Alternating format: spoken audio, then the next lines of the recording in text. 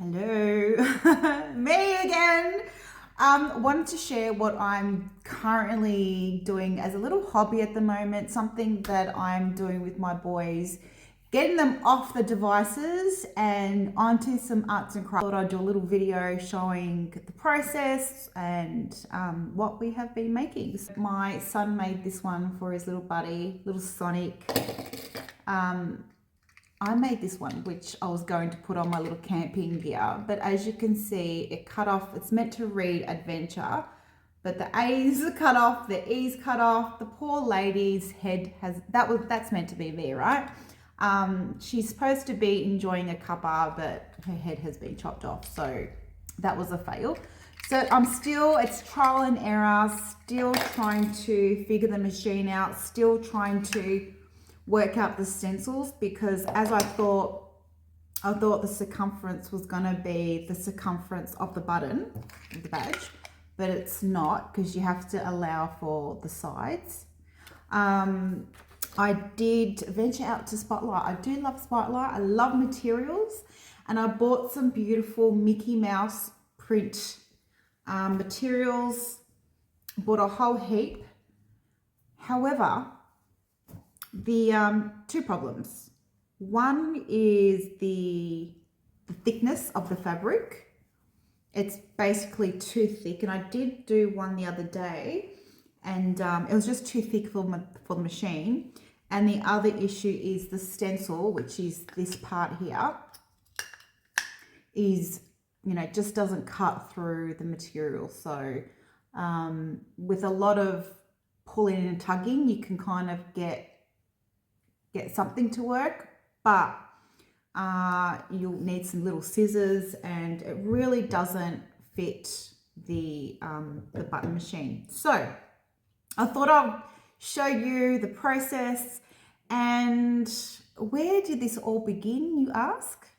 Well, when I was either in grade 5 or grade 6, I purchased my first badge from the local school fete. We're talking about 35 years ago or something like that. That was my first badge, Madonna.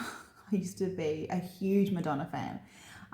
So this button is like 30 something years old, and I've kept it.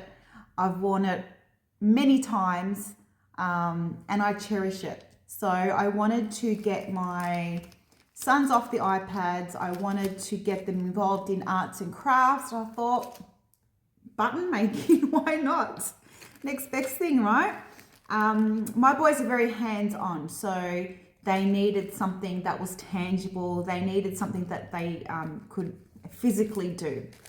So yeah, let me show you how I make a button. First thing we do is obviously cut out our image. So I'm going to use a little hot rod. Obviously I have a household of boys, so we're going to do a cup. So all we have to do, let me see if I can bring you closer. All right, so come and create a button with me.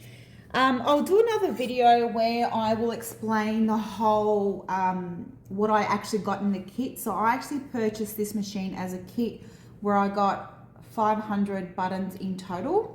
So you can go for your life. You can create so many different varieties of buttons and just, be really creative with this. So the first thing is I like to make sure that the silver part, which is the first part that goes in this little section here, is not flawed. And what I mean by that is some of them have already come in being flawed. They have some parts of the outer edge already crimped, and they need to be perfectly non-crimped. If they are crimped, then it's not going to work. So you put that little silver part there. You get your image. Like I said, I'm doing a hot rod. Make sure that it is straight. So it needs to be straight, and you've got your little arrows here. I'm not sure if you can see that on film. Perfect. You then get a whole heap of these little plastic covers. So we'll get one of those. Always make sure that there's one, because they can get stuck. Put that in there. And then we just simply crimp it down. Oh, that over, lock it in, crimp it down, give it a bit of force, lift it up. What that does, it actually suctions it up. So it's obviously got some magnetic thing inside. Then we get our backing. Now, the whole kit comes with two types of backings. You've got your plastic, and then we've got a metal backing, and I'll show you what I mean.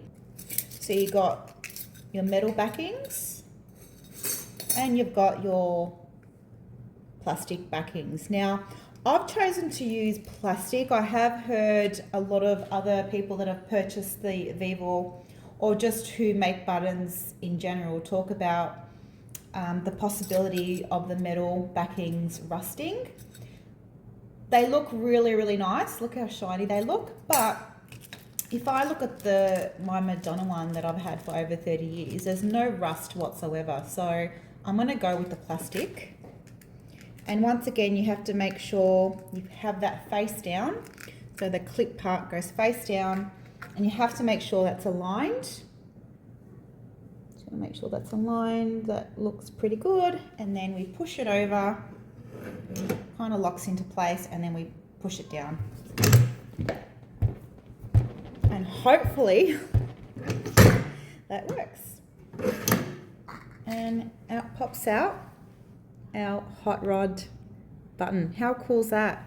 Now obviously, because of the size of the stencil, which is that, you have to bear in mind when you're cutting your stencils, it is going to cut off a lot of the outer edge of that image. So it's all about trial and error, but you got the main part, which is the engine of the hot rod.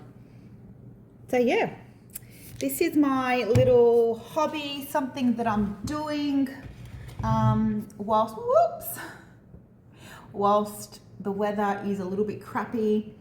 I've always loved arts and crafts, and I'm not someone that I'm very much like my boys. I need to be doing something with my hands, so this is perfect for me, and I'm really enjoying it. Trialing the different materials, trialing different button sizes, going through magazines. At the moment, the boys and I are doing a whole heap of street machine images. And yeah, so yeah, this is my hobby. Thanks for watching. I will do another video explaining the whole machine, what I got with the Vevor package, what I've experienced, pros and cons, and yeah, happy button making.